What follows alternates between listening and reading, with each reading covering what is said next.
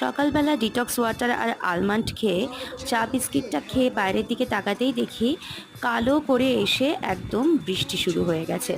এবারে কিন্তু আকাশে বাতাসেও সেই পুজোর ভাবটা নেই। তোমাদের কার কার এরকম মনে হচ্ছে কমেন্ট করে লিখে জানাও তো। আর তোমাদের কোথায় কোথায় বাড়ি আর সেখানে ওয়েদার কীরকম সেটাও জানিও।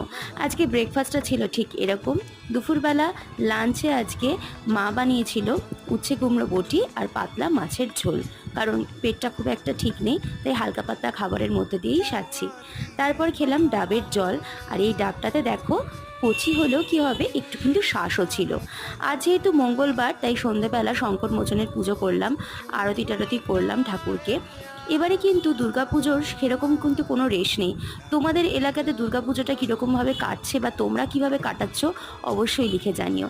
রাত্রেবেলা মায়ের হাতের তৈরি এরকম চাউ খেয়ে আজকে দিনটা শেষ করলাম। ওকে, বাই।